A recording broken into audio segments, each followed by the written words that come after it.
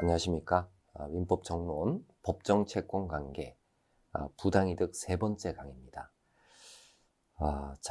이번 시간에는 우리가 이제 지난 시간에 이어서 부당이득의 일반적인 성립 요건을 검토를 할 텐데, 우리가 지난 시간에는 이득, 손실, 인과관계 이 세 가지 요건을 봤습니다.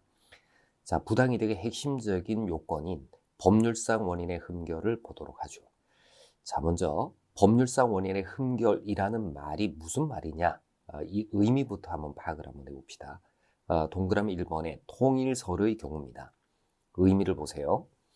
부당이득의 요건인 법률상 원인 없이란 제3자에 대한 관계에 있어서는 형식적, 법률적으로 이른 수익자에게 귀속하는 것으로 되는 이익을 손실자에 대한 관계에 있어서 그대로 보유하는 것이 공평이나 정의 이상에 반하는 것.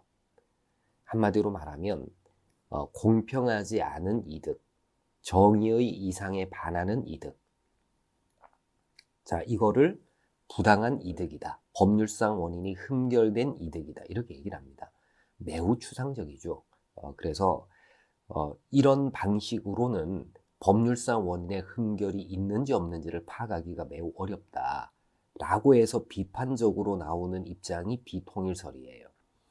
그래서 비통일설적 관점에서는 부당이득을 몇 가지 유형으로 나누는 겁니다. 부당이득이 생기는 까닭이 급부행위를 했는데 급부의 원인인 채무가 없기 때문에 부당이득이 생기는 유형. 그 다음에 누군가가 위법하게 타인의 물건을 이용하는 등 위법 행위로 인해서 이득이 생기는 경우. 그 다음에 채무의 존재를 전제로 해서 급부 행위를 한 것은 아니지만 법적인 의무도 없는 자가 어떤 이득을 주는 행위를 해서 그래서 부당이득이 생기는 경우. 그렇게 유형을 좀 나눕니다.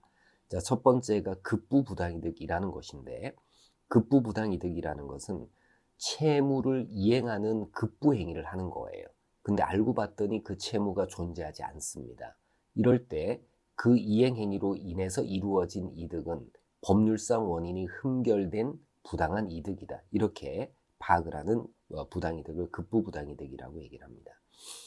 자, 급부 부당이득에서는 결국 법률상 원인이라는 것은 채무를 얘기를 할 거예요. 채무가 없으면 부당이득이 성립한다. 그래서 동그라미 기억해 보시면 급부 부당이득의 경우에 법률상 원인이 없다는 점에 대한 증명 책임은 부당이득을 주장하는 사람에게 있습니다. 부당이득을 주장하는 사람. 그 다음 이제 양가로 니은의 침해 부당이득인데, 침해 부당이득은 위법 행위로 인해서 생기는 이득이에요. 여러분, 이제 위법 행위는 대부분 불법 행위를 구성하게 될 겁니다. 근데 불법 행위가 성립하려면 이 위법 행위자에게 고의나 과실 등의 귀책성이 있어야 돼요. 근데 그 위법 행위자에게 고의나 과실 등의 귀책성이 없는 경우가 있을 수 있겠죠. 이러면 불법 행위는 성립하지 않습니다. 그렇지만 위법 행위로 인한 이득을 그 위법 행위자가 그대로 보유하도록 하는 것은 이거는 정의관념에 반하지 않겠습니까? 이럴 때 불법 행위 규범을 보충하기 위해서 침해 부당이득이라는 유형이 만들어진다. 이렇게 파악을 하는 겁니다. 그럼 침해 부당이득은 어떤 상황에서 생기는 것이냐면, 누군가에게 배타적으로 속해야 될 이익이 그 권리자의 동의 없이 타인에게 귀속이 되는 요 상태가 위법하다는 겁니다. 이게 침해 부당이득의 원인이 되겠죠. 그러면 침해 부당이득에서 말하는 법률상 원인이라는 것은 권리자의 동의를 의미합니다. 그리고 이거는 이제 부당이득에 관한 법적 분쟁이 생겼을 때 권리자의 동의가 있느냐 없느냐라는 것은 부당이득 반환 청구의 상대방이 권리자의 동의가 있었다라는 점을 증명을 해야 됩니다. 아까 급부 부당이득에서는 법률상 원인의 흠결을 반환을 청구하는 자가 증명을 해야 되는데 반해서 침해 부당이득의 경우에는 부당이득 반환 청구의 상대방이 권리자의 동의가 있었다라는 사실을 증명을 해야 됩니다. 자, 그다음 이제 비용 부당이득은 뭐 사무관리 규정을 보충하는 기능을 한다라는 정도를 이제 보시고, 자, 넘어가도록 합시다. 자, 이제 법률상 원인이 흠결되는 구체적인 사안들을 검토를 할 텐데, 이것도 좀 유형을 나누어서 검토를 한번 해보도록 하죠. 자, 우리 교재는 부당이득의 유형에 따라서 법률상 원인의 흠결을 조금 분류를 해봤습니다. 그래서 지금 교재에 보시면은 3번, 4번, 5번, 6번 여기까지가 급부 부당이득의 세부적인 유형들이에요. 반면에 이제 7번, 8번, 이 9번, 그 10번 이런 것들이 침해 부당이득의 유형들이죠. 11번도 마찬가지고요. 12번도 마찬가지입니다. 그 다음에 이제 13번도 마찬가지죠. 그 다음에 이제 14번, 15번이 비용 부당이득의 하부적인 유형들이에요. 그래서 부당이득 유형은 매우 다양한데 이거를 급부 부당이득으로 분류를 하느냐, 침해 부당이득으로 분류를 하느냐, 비용 부당이득으로 분류를 하느냐라는 것은 크게 중요하지는 않습니다. 그래서 개별적인 부당이득의 유형들을 하나하나 한번 따져보도록 합시다. 먼저 3번에 보시면은 불성립, 무효 취소 등에 의해서 채권 관계가 소멸하였음에도 급부가 이루어졌습니다. 그럼 급부로 인한 이득 자체는 법률상 원인이 없는 이득이 되겠죠. 부당이득이 생기는 전형적인 경우입니다. 자, 양가로 니은에 자, 경매를 통해 가지고 낙찰자가 소유권을 취득하려고 했습니다. 근데 경매가 무효가 되었어요. 그러면 낙찰자의 소유권 취득은 불가능하겠죠. 경매가 무효라면. 그리고 낙찰자가 낸 낙찰 대금에 의한 배당이 이루어졌다면 그 배당을 받은 채권자가 배당금을 보유하는 것 역시 이게 그 부당한 이득이 될 수밖에 없습니다. 그래서 동그라미 기억에 경매 절차 매수인, 낙찰자는 자신이 납부한 경매 대금에 대하여 부당이득 반환을 청구할 수가 있습니다. 자, 동그라미 니은에 이미 배당 절차까지 완료가 되었을 때 반환 의무자, 즉 이득자가 누구냐라는 것이 문제가 되는데 이럴 때에는 경매에서의 담보 책임을 규정하고 있는 578조는 적용이 되지는 않습니다.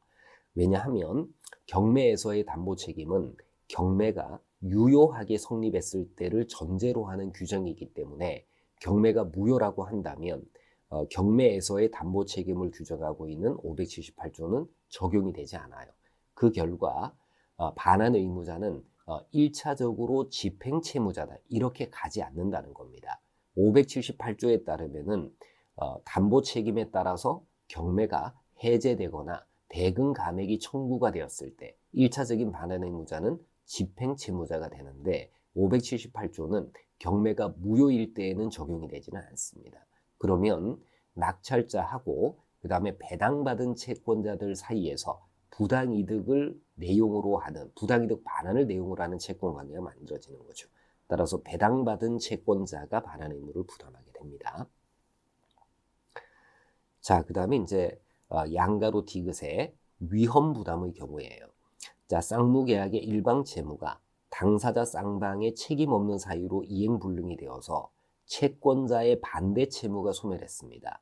그럼에도 불구하고 채권자가 이미 급부한 것이 있다면은 채무자는 채권자에 대해서 부당이득 반환 의무를 부담하게 되겠죠. 그 다음 양가로 리을에 확정 판결에 의한 집행으로 급부가 이루어졌습니다. 자, 그런데 확정 판결에 의한 집행으로 급부가 이루어졌는데 그 확정 판결의 기초가 되는 그 집행 채권 자체가 존재하지 않는 경우도 있을 수 있지 않습니까? 이럴 때 이 집행 채무자가 급부를 받은 자를 상대로 해서 부당이득 반환을 청구할 수가 있겠느냐라는 거예요. 이 확정 판결이 취소되기 전까지는 부당이득이라고 할 수가 없습니다. 확정 판결이 취소되기 전까지는. 왜냐하면 부당이득 반환 청구를 허용하는 것은 이전에 있었던 확정 판결의 기판력에 저촉되기 때문에 허용이 될 수가 없는 거죠.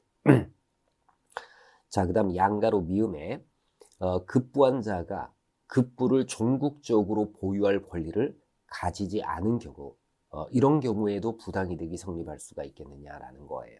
예를 들면 타인이 소유하는 부동산을 어떤 사람이 임대를 놓았어요. 그리고 임대차가 종료되었음에도 불구하고 임차인이 계속해서 사용 수익을 하고 있습니다.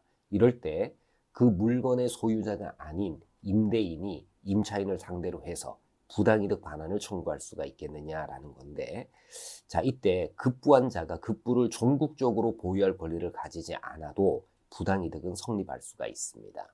급부 행위로 인한 이득이기 때문에 부당이득은 될 수 있다. 이렇게 보시면 되겠죠. 자, 그다음 이제 비읍은 최신 판례라서 이제 교재에 실어 놓은 것인데 별로 중요하지는 않습니다. 자, 그다음 이제 동그라미 4번에 급부 부당이득의 두 번째 유형입니다. 일단 채권 관계가 무효는 아니에요. 채권 관계는 유효한데 그 유효한 채권 관계 기초에서 의무 이상의 급부를 냈습니다. 초과 이행을 했을 때, 이럴 때에도 초과 부는 부당이득이 될 수밖에 없겠죠. 자, 그렇게 이제 알아두시면 되고, 자, 그다음 이제 동그라미 5번에 계약의 유효를 전제로 그 유효 요건이 다 갖추어지기 전에 미리 급부를 냈습니다. 그럼 미리 급부를 한 그 당시에는 부당이득이 되지는 않지만 계약이 전국적으로 무효가 되었다거나 불성립했다라고 한다면 그때 부당이득이 되는 겁니다. 자, 양가로 기억의 부당이득의 성립인데 급부를 한 자가 법률상 급부 의무가 발생할 것을 전제로 급부한 것이기 때문에 언제 당해 계약이 효력을 가질 수 없음이 확정된 때, 이럴 때 이제 비로소 그 급부가 부당이득으로 되는 것이고, 만약에 계약이 효력을 가질 수 없음이 확정되지 않은 단계에서는 부당이득이 되지는 않습니다. 대표적인 판례가 니은 판례예요. 자, 토지거래 허가 지역에서 허가를 받지 않고 토지거래 계약을 체결하면서 계약금을 교부를 했습니다. 이 계약금 교부는 토지거래 계약이 유효가 될 것을 전제로 해서 유효가 되기 전에 미리 급부를 한 겁니다. 따라서 이 계약금을 보유하는 것이 언제 부당이득이 되느냐? 토지거래 계약이 무효로 확정되었을 때 부당이득이 되는 거예요. 그래서 둘째 줄에 보시면은 토지거래 계약이 확정적으로 무효로 되지 않는 한 계약금을 보유하고 있다고 해서 부당이득이 되는 것은 아닙니다. 자, 그 다음 동그라미 6번에 공법상 처분에 따른 급부와 부당이득이에요.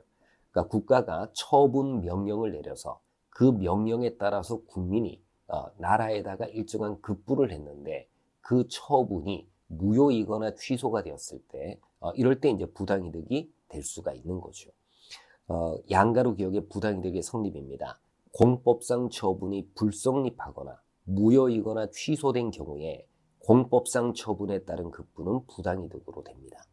자, 그런데 이 공법상의 처분이 당연 무효인 경우를 제외하면 권한 있는 기관에 의해서 취소가 되어야지 처분의 효력이 부인되니까 하자 있는 처분이라고 해서 어느 때나 부당이득이 되는 것은 아니에요. 자, 그렇게 이제 알아두시고, 자, 그 다음에 이제 침해 부당이득 쪽에서 동그라미 7번입니다. 물권의 귀속이 사실적으로 침해된 경우입니다. 그러니까 내가 취득해야 될 권리인데 다른 사람이 취득을 했다. 이런 경우가 물권의 귀속이 침해가 되는 경우가 되겠죠. 자, 양가로 기억의 부당이득의 성립입니다. 소유권 기타 물권이 물건을 소비하거나 멸실시키는 등의 사실적 행위에 의해서 위법하게 소멸되고 그로 인해 가지고 행위자가 이득을 얻었다면은 그로 인해서 행위자가 이득을 얻은 경우에 이런 경우에 이제 부당이득이 성립할 수가 있습니다. 대표적인 것이 첨부 때문에 부합 때문에 내 물건의 소유권을 상실했고 그 다음에 그 물건의 소유권을 누군가가 취득했다면 이게 침해 부당이득이 될 수가 있는 거죠. 자, 그 다음에 이제 동그라미 8번에 물권의 귀속이 법적으로 침해된 경우, 이런 경우에도 이제 부당이득이 될 수가 있습니다. 넘어가시고, 그 다음 양가로 디귿에 무권리자가 처분행위를 했어요.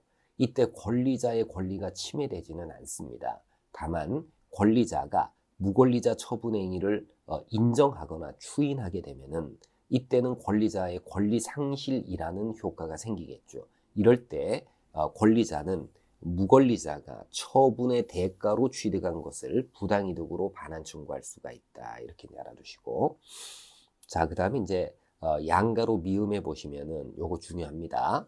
자, 물상대위의 객체인 수용보상금이 담보물 소유자에게 지급이 됐어요. 원래 담보물 소유자는 담보권의 존재를 인정하는 지위에 있는 사람입니다. 근데 물상대위의 객체가 되는 수용보상금 등이 담보물 소유자에게 완전히 지급이 돼버리면 더 이상 저당권자와 같은 물상대위권자는 수용보상금에 관한 권리를 행사할 수가 없어요. 그러면 저당물의 소유자는 저당권이 파악한 담보 가치 부분에 해당하는 수용보상금까지도 취득하게 되는 거죠. 말이 좀 어렵죠. 이런 거예요. 5억짜리 토지에 2억짜리 저당권이 설정이 되어져 있어요. 그러면 5억이라는 토지의 가치는 토지 소유자가 완전히 가지고 있는 것은 아니지 않습니까? 그 중에 2억에 해당하는 만큼은 저당권자가 토지 소유자보다는 우선해서 그 가치를 획득할 수가 있는 것이죠. 근데 이 토지가 수용되는 과정에서 저당권자가 물상대위, 수용보상금 중에서 2억 원 내나 이런 권리 행사를 안 했다는 겁니다. 그 결과 수용보상금 5억 원이 모두 다 토지 소유자에게 지급이 되었다면은 이때는 저당권자는 더 이상 물상대위권은 행사할 수가 없어요. 그렇지만 저당물 소유자가 저당물의 가치 전부 다를 보유하는 것은 이거는 스스로 용인하는 저당권을 무시하는 결과가 되기 때문에 이때는 부당이득이 될 수밖에 없습니다. 그래서 우선 변제를 받을 수 있는 금액 상당의 이익에 대해서 저당권자는 부당이득으로 반환 청구를 할 수가 있습니다. 이건 누구에게 지급이 되었을 때의 얘기예요. 저당물의 소유자에게 지급이 되었을 때를 말하는 겁니다. 근데 비교를 해두시기 바래요. 동그라미 니은에 보시면은 저당권자가 물상대위권을 행사하지 않아서 그 수용보상금이 저당물 소유자에게 지급이 된 게 아니라 저당물 소유자의 다른 채권자에게 배당이 돼버렸어요. 이럴 때에는 다른 채권자는 저당권 존재를 스스로 용인한 사람이 아니지 않습니까? 따라서 저당권자가 다른 채권자에게 네가 배당받은 것 내 우선 변제권을 배제하고 이루어진 것이니까 부당이득이다 이렇게 주장을 할 수가 없어요. 왜냐하면 저당권자가 저당물로부터는 우선 면제를 받을 수 있지만 수용보상금으로부터 우선 면제를 받으려면은 우리 법이 정하는 절차에 따라서 물상대위권을 행사했어야 됩니다. 물상대위권 행사하지 않는 한 제3자에 대해서는 우선 변제권을 주장할 수가 없기 때문에 다른 채권자가 배당을 받은 것은 부당이득이라고 볼 수가 없습니다. 자, 그 다음에 이제 9번에 채권의 귀속이 침해된 경우인데, 자, 변제 수령권 없는 자에 대한 변제가 유효하면 채권은 소멸하겠죠. 이럴 때 채권자는 변제 수령권 없는 자를 상대로 해서 부당이득 반환을 청구할 수가 있습니다. 자, 그 다음 이제 동그라미 10번에 타인 물건의 권한 없는 이용, 다른 사람의 물건을 그 물건 소유자의 동의를 받지 않고 사용을 했다면은 사용에 따르는 이득은 부당이득이 될 수가 있습니다. 자, 주의하실 것은 선의 점유자의 사용은 부당이득을 구성하지 않는다라는 점은 주의를 하시기 바랍니다. 이 말은 선의 점유자는 사용이익을 보유할 수 있는 권리, 선의 점유자로서의 과실 취득권이 있기 때문에 그래요. 선의 점유자의 과실 취득권은 우리 민법 201조가 정하고 있어요. 그래서 201조의 과실 취득권이 있기 때문에 과실 수취권이라고도 하고 과실 취득권이라고도 하는데 과실 수취권이 있기 때문에 부당이득을 구성하지는 않습니다. 자, 그 다음 양가로 니은에 유치권자가 유치권의 목적인 물건을 사용 수익을 했습니다. 이로 인한 이득은 부당이득이 될 거냐라는 건데, 여러분 이제 유치권은요, 채권의 변제를 받을 때까지 물건을 점유하고 반환을 거절할 수 있는 권리일 뿐이지 유치권자가 그 물건을 사용 수익에서 이득을 보유하는 것을 정당화시키는 권리가 아닙니다. 따라서 유치권자의 이득은 뭐가 될 수밖에 없다. 부당이득이 될 수밖에 없고 부당이득으로 반환이 되어야 되는 겁니다. 자, 그 다음에 양가로 리을에 보시면은 양도담보 설정자가 이용을 하고 있어요. 양도담보의 목적인 물건을 이용하고 있을 때 이게 부당이득이 되느냐라는 건데, 양도담보 설정자하고 양도담보권자 사이에서는 양도담보 목적물의 소유자는 양도담보 설정자예요. 따라서 사용 수익에 따른 이득을 보유할 수 있는 법률상 원인이 있다, 이렇게 봐야 되겠죠. 양도담보 설정자의 이용은 양도담보 설정자가 스스로 목적물을 사용하거나 아니면 제3자로 하여금 사용하도록 하더라도 이는 부당이득을 구성하지는 않습니다. 자, 그 다음에 이제 비읍 판례는 매우 어려운 판례인데, 사후 인지 이전에 공동상속인들이 분할한 상속재산으로부터 발생한 과실인데요. 자, 이 부분은 우리가 나중에 가족법에서 한번 다루어 보도록 하고, 이게 조금 어려운 판례이기는 합니다. 그때 이제 보도록 합시다. 자, 그 다음 이제 11번. 수익자가 동시이행의 항변권을 가지는 경우에, 이럴 때에도 이제 수익자가 사용 수익을 한다면 부당이득이 되겠느냐라는 거예요. 여러분, 이제 동시이행의 항변권이라는 권리도 자기 급부를 거절할 수 있는 권리이지, 그 급부 목적물을 사용 수익하는 것을 정당화시키는 권리는 아닙니다.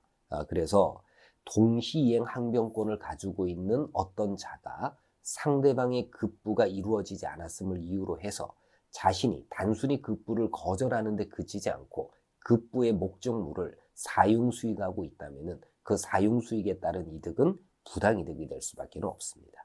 자, 동그라미 기억에 차임을 지급해야 하는 임대차에서 임대차가 종료된 경우에 보증금 반환하고 임차인의 목적물 반환은 서로 동시이행 관계에 있는데, 보증금을 반환받지 못한 임차인이 여전히 종전과 마찬가지로 사용 수익을 한다면 차임 상당액의 부당이득 반환 의무를 부담할 수밖에 없습니다.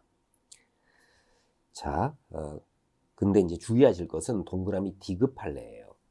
채권적 전세권자가 보증금 전액을 반환받지 못한 경우.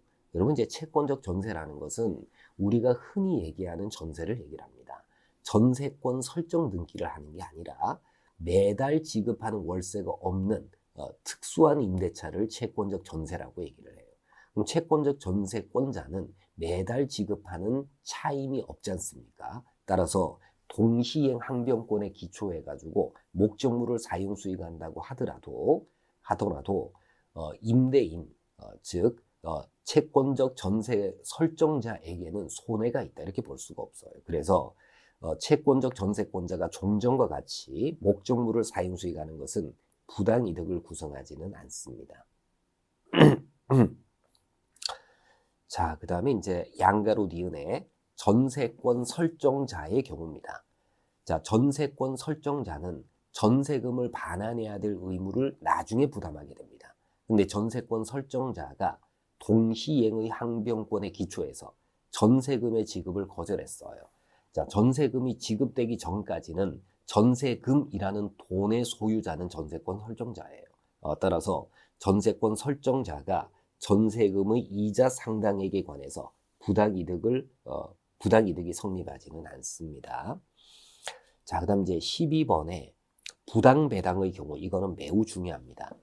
자, 부당배당이라는 것은요, 배당 절차에 실체법적 하자가 있어서 당연히 배당받아야 될 자에게 배당되지 않고 그 배당되어야 될 금원이 다른 누군가에게 배당이 되는 경우를 부당배당이라고 얘기를 합니다. 그럼 이제 부당배당에 따라서 받은 배당금은 정당한 배당이 이루어졌을 때 배당받았어야 될 범위를 초과하는 한 그 초과 부분은 당연히 부당이득이 되겠죠. 근데 이제 문제는 어느 때에 부당배당이 되느냐라는 것이 문제가 될 수가 있습니다. 자, 양가로 니은에 배당받아야 할 채권자가 배당에서 배제된다면 이때는 부당배당이 될 수밖에 없습니다. 어, 자, 그래서 그 다음 말을 보세요. 우선 변제권을 가진 채권자가 적법하게 배당 요구를 한 배당 요구 채권자, 혹은 당연히 배당을 받을 수 있는 채권자인 경우에 이들을 제외하고 이루어진 배당은 실체법상의 하자가 있는 것이기 때문에 다른 채권자들이 배당받은 금액은 정당하게 배당이 이루어졌을 때 배당받을 수 있는 금액을 초과하는 범위에서 부당이득이 되는 것이죠. 자, 그렇게 이제 알아두시고 주의하실 것은 이거는 이거 부당이득이야. 그래서 다투는 수단은 두 가지가 있어요. 배당 과정에서 다투는 방법이 하나 있고, 두 번째는 배당이 다 종결이 되었다고 하더라도 별도로 부당이득 반환 청구 소송을 통해서 다투는 방법이 있습니다. 편한 방법은 배당 절차에서 다투는 방법이 편한 방법이 될 거예요. 근데 배당 절차에서 다투지 못했다고 하더라도 나중에 부당이득 반환을 청구하는 것은 얼마든지 가능하다라는 점은 주의를 하시기 바랍니다. 자, 그 다음 양가로 디귿에 배당 요구를 하지 않아서 우선 변제권을 가진 채권자가 배당에서 제외가 되는 경우도 있죠. 이때는 아예 실체법적 하자가 없는 것이기 때문에 부당 배당이라고 할 수가 없어요. 그래서 부당이득이라고 할 수가 없습니다. 자, 그 다음 이제 13번.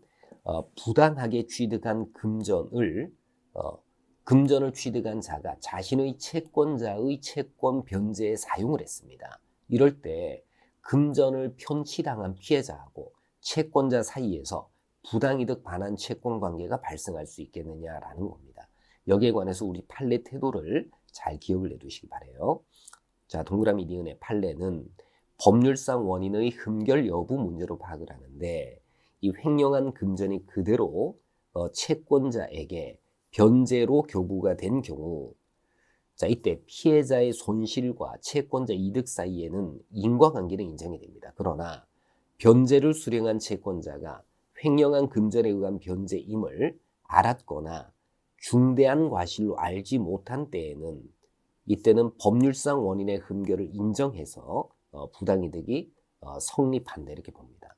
그럼 부당이득이 성립하려면은 채권자가 위법하게 취득한 금전을 지급받은 자가 위법하게 취득한 금전이다라는 것을 알고 있거나 중대한 과실이 있을 때 이럴 때에만 부당이득이 성립하는 것이고, 만약에 금전을 교부받은 자가 몰랐고 모른 데에 중대한 과실도 인정될 수 없는 경우라면은 피해자에 대한 관계에서는 부당이득이 되지는 않습니다. 자, 그 다음 이제 타인 채무를 변제한 경우, 그 다음 타인의 물건에 비용을 지출한 경우는 각자 한번 보셔도 될 것 같습니다. 자, 이렇게 해서 이제 부당이득의 요건 중에서 법률상 원인의 흠결이라는 것을 각종의 판례를 고려해서 우리가 쭉 검토를 한번 해봤습니다. 자, 우리 지난 시간 강의하고 이번 시간 강의를 통해서 부당이득의 일반적인 성립 요건의 체계, 그 대략적인 내용들을 잘 숙지를 하시기 바랍니다. 자, 부당이득 요건과 관련한 이번 강의는 여기까지 하도록 하겠습니다. 수고 많으셨습니다. 마치겠습니다.